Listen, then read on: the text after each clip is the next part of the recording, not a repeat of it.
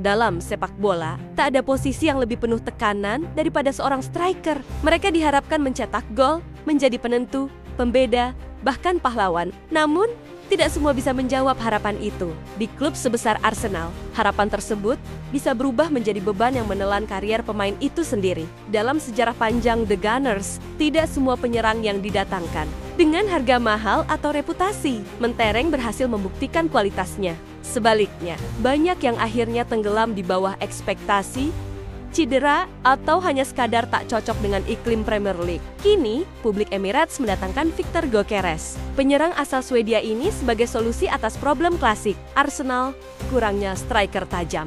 Tapi sebelum terlalu jauh berharap, mari mundur sejenak dan belajar dari masa lalu. Karena terlalu banyak nama yang datang sebagai juru selamat, tapi pergi dalam senyap yang awalnya dianggap sebagai pembelian ideal, namun justru menjadi simbol kekecewaan. Musim panas 2016, Arsenal membayar sekitar 17 juta pound kepada Deportivo La Coruña untuk memboyong Lucas Perez. Saat itu, ia dianggap sebagai penyerang yang sedang naik daun di La Liga. Mobilitasnya, kecepatan, dan ketajamannya menjadi harapan baru bagi lini depan Arsenal yang mulai kehilangan taji.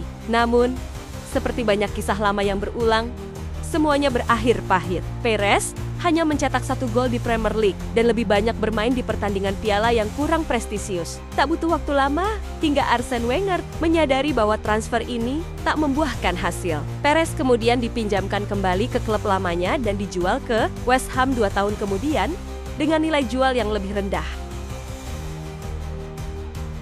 Kembali ke tahun 95, Arsenal mendatangkan John Hudson dari Luton Town. Transfernya memecahkan rekor untuk pemain muda Inggris saat itu. Usianya baru 20 tahun, tubuhnya kekar, mentalnya kuat, dan ia dianggap sebagai investasi jangka panjang untuk lini depan. Sayangnya, semua potensi itu tenggelam dalam persaingan ketat dengan nama-nama besar. Hudson hanya mencetak 14 gol di Premier League selama 3 tahun berseragam Arsenal.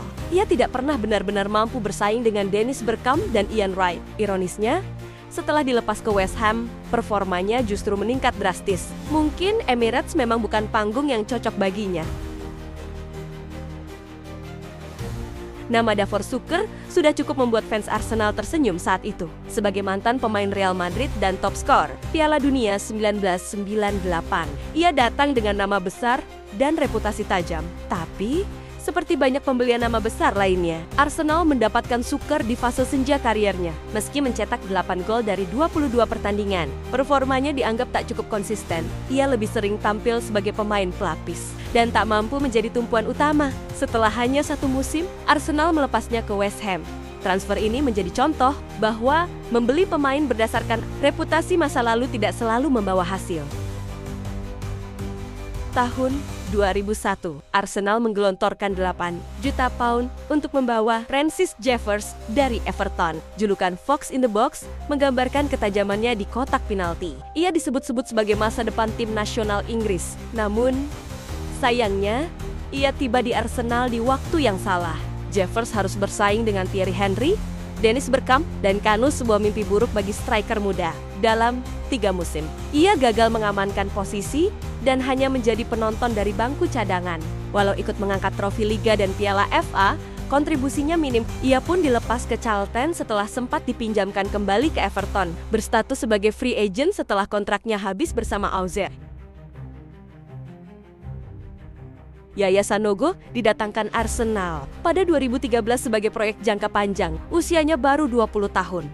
Dan ia digadang-gadang menjadi next Drogba. Namun, kenyataan sangat jauh dari harapan. Cedera punggung yang dialaminya di awal musim membuat kariernya langsung merosot. Sanogo gagal bersaing, tak menunjukkan perkembangan berarti, dan hanya mencetak 1 gol dari 20 penampilan. Ia dipinjamkan ke berbagai klub tanpa pernah benar-benar bersinar. Setelah 4 tahun tanpa kontribusi signifikan, ia dilepas secara gratis. Nama terakhir masih aktif bermain, tapi belum berhasil membungkam kritik. Kai Havertz, yang didatangkan dari Chelsea dengan mahar 65 juta pound pada tahun 2023, adalah pembelian besar yang hingga kini masih dipertanyakan efektivitasnya. Secara statistik, Havertz tak buruk 29 gol dari 87 laga, tapi ia bukan striker murni dan kerap terlihat tidak cocok jika dijadikan target man utama. Gaya bermainnya terlalu rapi, namun tidak mematikan. Dengan Victor Gyökeres yang sudah datang, posisi Havertz bisa saja berubah atau bahkan tergusur. Dengan rekam jejak seperti ini, wajar jika fans Arsenal bersikap hati-hati menyambut Victor Gyökeres. Ya, statistik sang penyerang bersama Sporting Lisbon memang menggiurkan, tapi Premier League adalah medan tempur yang tak bisa diprediksi. Gyökeres bisa jadi jawaban, tapi ia juga bisa menambah daftar panjang striker yang datang dengan janji manis, namun pulang dalam bisu. Yang jelas, Arsenal harus lebih dari sekadar berharap. Mereka butuh perencanaan matang, sistem yang mendukung, dan keberanian untuk tidak mengulang kesalahan yang sama. Karena dalam sepak bola modern, kesalahan di lini depan bisa berujung pada musim tanpa trofi. Dan Arsenal yang sudah terlalu sering melihat impian sirna di bulan, Mei tak ingin lagi melihat striker yang hanya hebat di atas kertas.